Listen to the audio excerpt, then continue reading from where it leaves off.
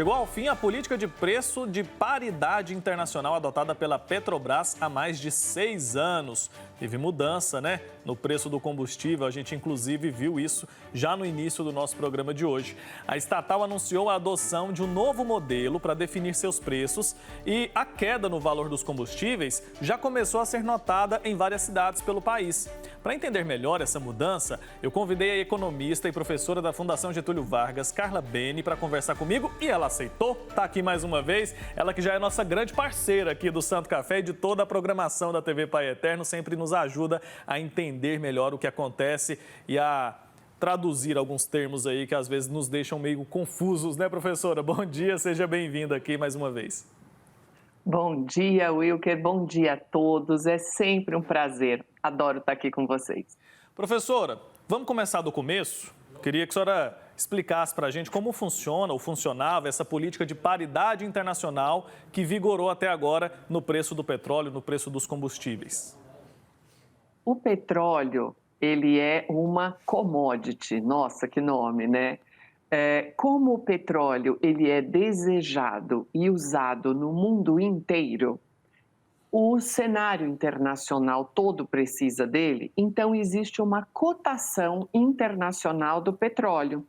Então, dessa forma, há 6 anos atrás, o que a Petrobras fez? Ela falou, bom, para poder balizar o preço aqui internamente, a gente vai usar um termo que é chamado de paridade do preço internacional. Então, ele vai pegar uma referência internacional e vai usar ela aqui dentro para poder fazer a cotação nossa do petróleo aqui. E isso daí acabou durando durante 6 anos, tirando o período da pandemia, que nós tivemos um pico muito grande do petróleo e tudo, até que esse foi um modelo que funcionou bem. Mas durante a pandemia ele deu uma distorção, digamos assim.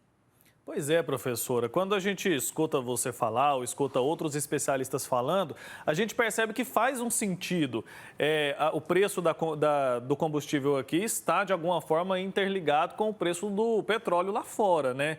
Então, esse cálculo não é errado, não é incorreto. O problema é que a gente viu acontecer aqui no nosso país uma disparada nos valores. O que provoca isso? Esse cálculo não é errado, ele foi uma métrica feita. É importante também a gente deixar claro o seguinte, que as ferramentas em economia, elas podem mudar.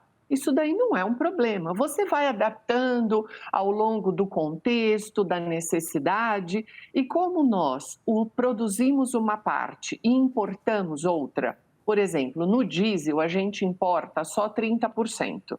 Então, o que a Petrobras agora decidiu? Ela falou, olha, sempre vai ter uma referência com o cenário internacional. Isso daí passa a ser uma referência, mas não vai ser a questão principal. Agora eles vão fazer uma composição no preço que vai levar em conta a produção, a importação, a exportação e o que eles chamam de custo de oportunidade da Petrobras, que é o seguinte, usar as vantagens que a Petrobras tem até para poder ter preços diferentes em locais diferentes do país.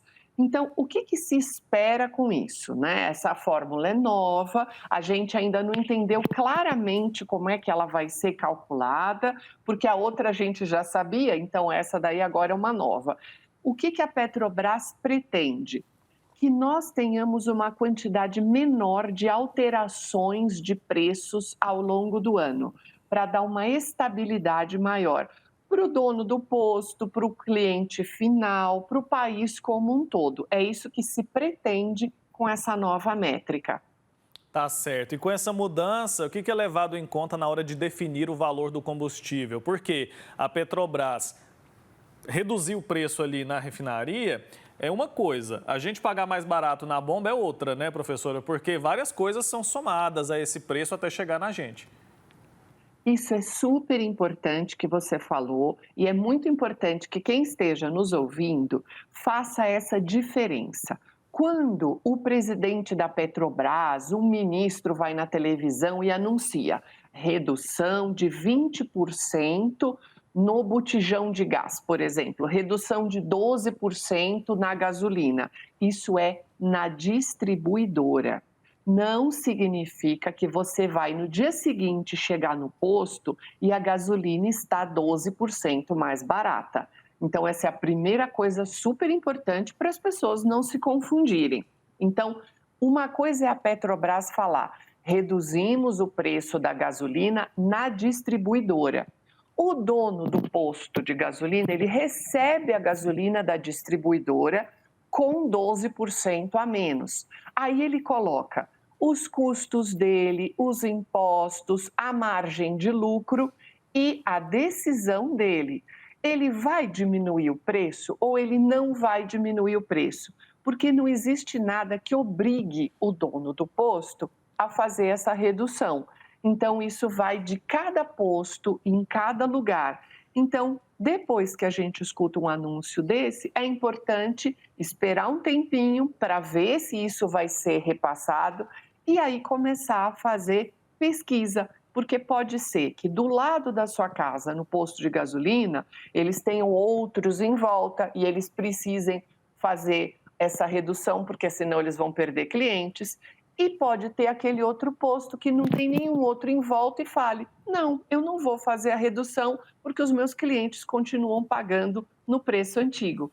Aí é uma questão administrativa, né, professora, que a gente precisa também levar em consideração. Professora, a gente sabe que a Petrobras é uma empresa que precisa gerar lucro. Ninguém vai discutir, isso é indiscutível, né? Mas, ao mesmo tempo, ela precisa cumprir ali um certo papel social, né? Que avaliação você faz a respeito dessa mudança na forma de fazer o cálculo? Por quê? Tem gente que fala que isso acaba sacrificando de alguma forma essa empresa. Mas o que a gente tem visto nos últimos tempos, em que esse preço de paridade internacional vigorou, é que a Petrobras tem batido recordes de lucro, recordes também na distribuição de dividendos. Qual que é a avaliação que você pode fazer neste momento a respeito desse tema?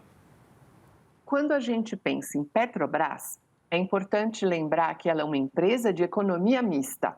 Então, para ficar bem fácil, nós temos dois grupos de donos da Petrobras.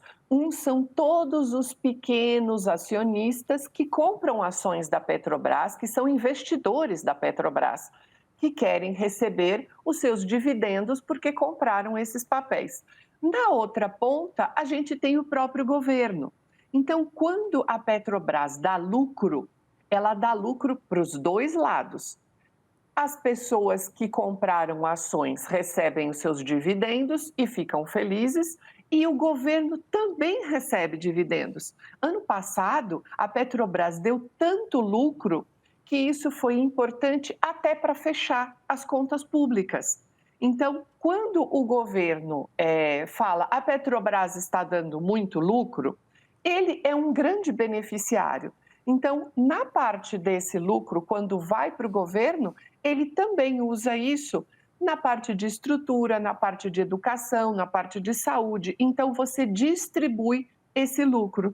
O que o governo está dizendo agora é o seguinte: olha, nós vamos fazer uma nova fórmula de cálculo. Isso não significa que a gente não vai ter lucro, não vai acompanhar o cenário internacional, mas a gente vai diminuir a quantidade de alterações para que as pessoas tenham uma estabilidade maior. Basicamente, é isso que o governo está anunciando nesse momento. Agora a gente precisa conferir daqui para frente para ver como que isso vai proceder na vida prática nossa aí do dia a dia.